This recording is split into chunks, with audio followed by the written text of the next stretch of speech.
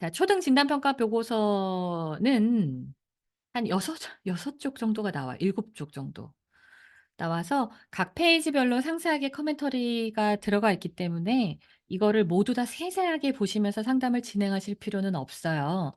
그래서 이 중에서 상담에 필요한 의미 있는 부분을 구분해 주시면 되는데, 첫 번째 페이지에 나오는 백분위 부분을 좀 짚어 주시면 좋을 것 같고, 그다음에 요거는 그냥 이제 정오답 체크해 드린 표니까 스킵하시고, 세 번째 페이지에 나오는 정보 처리 세부 역량 척도에서 요 정보 처리의 속도에 대한 부분을 조금 아이의 학습 역량과 연관지어서 이야기해 주실 수 있습니다. 뒷부분에 나오는 부분들은 다 세부 평가 결과에 대한 자료들을 풀어 놓은 것이기 때문에 뭐 이건 읽어 보시면 사실 다 아실 만한 내용이거든요. 그러니까 알 만한 내용을 길게 풀어서 쓴 것들이에요.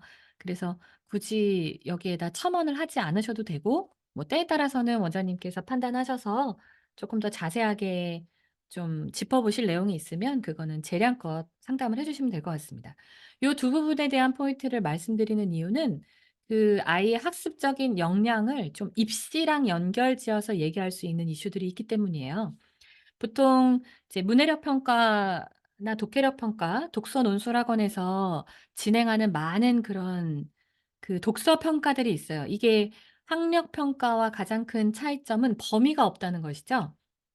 네. 뭐 수학학원이나 영어학원에서 아이들 테스트를 볼 때에는 일정한 범위나 아니면 커리큘럼 내에서 아이들이 인제 학습을 했을 만한 그 진도 범위 내에서 이것에 대한 이제 숙지를 잘하고 있느냐를 점검하죠.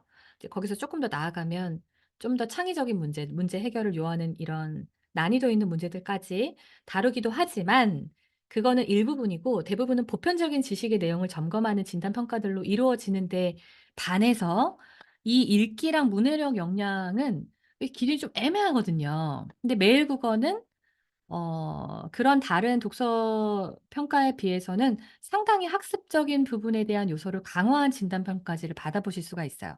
그 첫 번째가 이 부분인 거예요.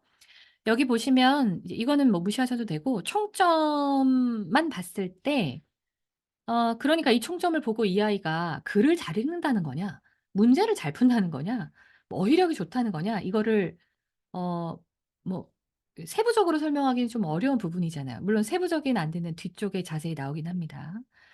그러면 그냥 단편적으로 잘하는 거냐 못하는 거냐, 이것도 사실 좀 애매하죠.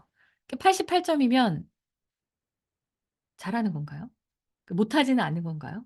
그러니까 어머님들이 보시기엔 어떻게 생각하실까요? 나쁘지 않네.' 이렇게 생각하실까요? 애매하잖아요. 이제 우리는 인제 그렇게 솔루션을 드리면 안 되니까. 그때 점수를 보실 게 아니라, 자 어머니 여기 보시면 이제 상위 백분위가 나와 있는데, 이거는 나중에 녹화 영상을 돌려보시더라도 한번 이러한 그 상담 문구를 좀 따라서 한번 해 보시면 좋을 것 같아요.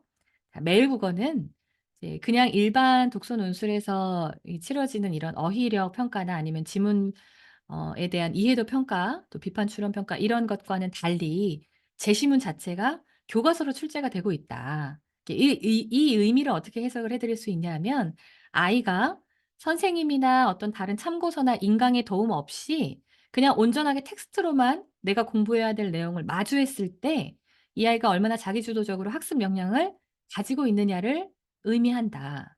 매일국어에선 그걸 테스트한 것이다. 이렇게 말씀해 주시면 굉장히 강력해지죠. 이 아이가 그냥 막연하게 뭐 소설책을 읽거나 문학책을 읽거나 뭐 거기에서 다루고 있는 여러 가지 어휘들이 아니라 교과서 내에서 다루고 있는 내용들, 교과서 내에서 다루어지는 어휘들을 얼마나 빠르게 습득하고 적용하고 문제 해결까지 할 수 있느냐에 대한 종합 역량을 평가하는 지표가 되는 거예요, 매일 국어가.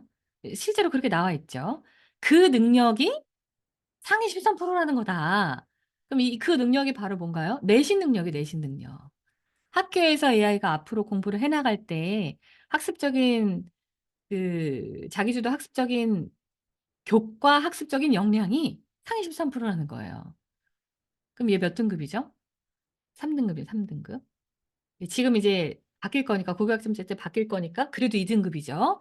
고교학점제 바뀌면 내신 등급이 5 등급제로 축소가 되는데, 무조건 그냥 빼박 1 등급을 받아도 지금 시원찮을 판에 병기되니까요. 지금 2 등급 아웃이야, 아웃. 이렇게 해서 약간 각성을 시켜 주시는 거예요. 이해가 되실까요? 물론 이게 초등 테스트인데 23%가 아이의 고3 성적이라고 개런티 하실 수는 없죠. 그렇게까지 하시라는 건 아니고 이제 이 아이가, 왜냐하면 초등학교 때에는 어머님들이 이런 교과학습 역량에 대한 지표가 불분명하기 때문에 인제 뭐 영수 선행 정도에 대한 실력만 가늠을 하실 수 있을 뿐이에요. 이렇게 국어, 사회, 과학은 잘 모르신단 말이에요. 그리고 실제로 개념 어휘가 굉장히 많이 등장하는 과목이 또 뭐 사회나 과학 과목이기도 하고. 자, 그래서 여기에서 아이의 자기주도 학습 역량을 이제 관련된 이야기를 좀 하시면서 뭐 고교 학점제나 앞으로 달라지는 이런 뭐 내신 평가 제도에 대한 이야기를 하시면서 어머님께 쪼끔 더 경각심을 이제 깨워 주시면 좋겠죠. 네, 두 번째 포인트는 요 포인트인데요.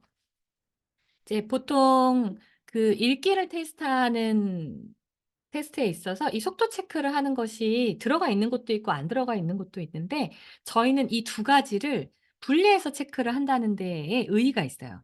여기에서는 어떤 부분을 좀 체크해 보실 수 있냐면, 이 아이의 이제 그 평소에 읽기 누적이 반영된 그 속도를 좀 체크해 보실 수가 있어요. 어떤 것들이 있냐면, 이제 문제를 잘 풀어 가지고 보통 패턴을 외워 버리는 아이들이 있죠. 이거는 모든 과목을 불문하고 다 마찬가지인데, 그 뭐 우리가 학교 시험도 마찬가지고 학원 시험도 마찬가지인데, 선생님들이 모든 문제를 다 창의적으로 매번 출제하시지 않는다는 건 잘 알고 계시잖아요. 그러니까 기존의 문제들을 쪼끔 변형하거나 그러게 된단 말이에요. 그래서 대부분 비슷한 문제 유형들을 풀게 되면 아이들이 글을 제대로 읽지 않고도 점수가 높은 아이들이 상당히 많이 있습니다. 이게 언제까지 먹히냐면 중학교 때까지 먹혀요. 그러면 어머님들은 모른단 말이에요. 우리 아이가 잘 읽어서 문제를 잘 푸는지, 잘 외워서 문제를 잘 푸는지 기계적으로. 왜냐하면 기계적으로 외워서 푸는 것이 중학교 때까지 계속 통할 거기 때문에 고등학교 때 뚜껑을 열어 봐야 얘가 독해력이 좋았는지 안 좋았는지를 알 수가 있어요. 근데 그거를 매일 국어 진단 평가를 실시하시면 여기서 구분을 좀 하실 수가 있습니다. 자, 매일 국어에 나왔던 거는 요 초등학교 국사과 지문으로 출제되는 거는 다음 학년 제시문을 저희가 채택을 했어요. 그러니까 학교에서 배우지 않은 내용이 나옵니다. 체감 난이도도 쪼끔 더 올라가겠죠. 본 학년보다 다음 학년 지문이 나오니까. 그 막 낑낑거리면서 푸는 거예요. 내가 알고 있는 문제들이 아니에요. 문제집에서 봤던 내용도 아니고. 그러니까 온전히 아이가 읽어서 풀어야 되는데, 아이가 인제 평소에 공부를 좀 하던 습관이 있는 아이들이면 점수는 잘 나오는데, 처음 보는 지문을 평상시에 잘 읽어 보지 않는 덕분에 속도가 오래 걸리는 아이들이 인제 이런 결과들이 나와요. 자, 보시면 정확도는 97% 죠. 읽는 속도는 느리지만 꼼꼼히 들여다보니까 어떻게든 어쨌든 문제를 풀기는 풀었어요. 잘 풀었는데 이 아이는 속도 점수가 상위 68% 라는 거예요. 저희가 기준해 놓은 기준 속도는, 이 글씨가 좀 작으시죠? 자, 정보 처리 속도는 각 과목의 1 번에서 4번 문항 여기에요. 지문, 제시문을 처음 들었을 때, 처음 마주했을 때, 우리가 수능 국어 비문항에서 처음에 지문을 읽었을 때 구조화를 할 수 있느냐 없느냐를 판단하는 것처럼, 처음에 지문을 읽었을 때 '아, 이거 이런 내용이구나.'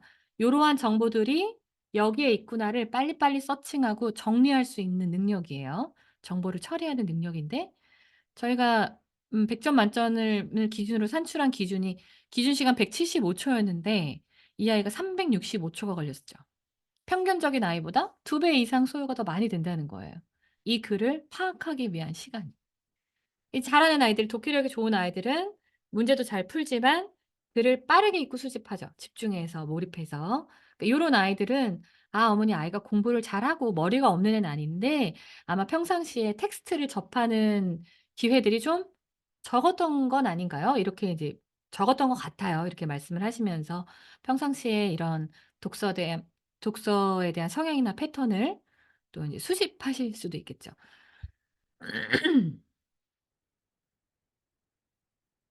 목이 아프네요.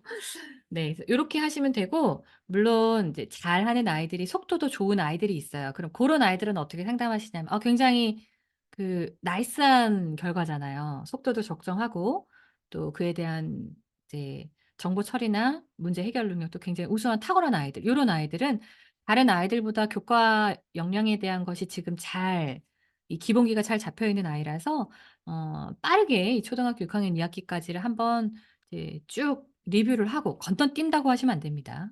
이 중요한 내용이 많아서 빨리 리뷰를 하고 중고등으로 진입을 하더라도 이제 충분히 '역량이 가능한 아이다.'라고 판단이 되는 결과다.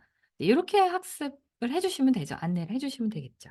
예 반대의 경우 이 속도 점수는 굉장히 빠른데 문제가 잘 안 되는 아이들은 평상시에 책을 이렇게 넘겨 읽는 습관이 고착화된 경우들이 많아요. 그러면 혹시 아이가 어렸을 때부터 책을 좀 많이 접했나요?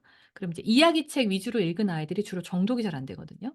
이 대화체로만 쭉 계속 흐름이 이어지고 이 기승전결이나 사건 이슈나 인물 이슈들이 있으면 책이 좀 술술 읽혀지죠. 근데 저희가 교과서는 그렇게 읽을 수 없잖아요.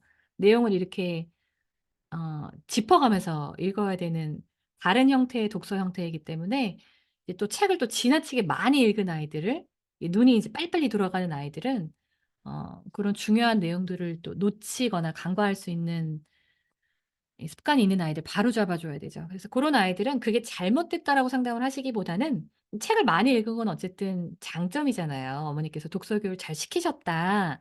그런데 잘 아시겠지만 이야기책을 읽는 독서의 방식이랑 이제 이렇게 교과서 학습을 하는 데 필요한 읽기 방식이 다르기 때문에 "이 부분에 대한 보완이 필요하다."라고 상담을 해 주시면 되겠죠.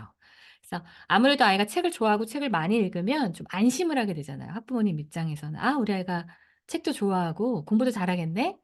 예 연결성이 물론 있지만 고런 좀 디테일한 부분까지도 이 공부를 할 때 다른 읽기 방식으로 몰입할 수 있는 이제 환경적인 부분을 만들어 주는 것도 지금 초등학교 때 꼭 해야 되는 이제 과정이다. 이런 부분들 상담을 해 주시면 되겠습니다. 속도도 느리고 문제도 느리고 이런 아이들은 그냥 집중력 부족이에요. 예. 많이 안 읽었고 문제도 많이 안 풀었고 초등학교니까 뭐 크게 대수롭지 않게 생각한 경우에 그런 경우들이 나오겠죠. 어차피 경우의 수가 4 가지밖에 없기 때문에 기존에 가르쳤던 아이들의 사례들을 이렇게 떠올려 보시면서 음 좀 비전을 제시해 주시면 되겠습니다. 2 가지 포인트 말씀드렸고요. 나머지는 읽어 보시라고 하시면 돼요.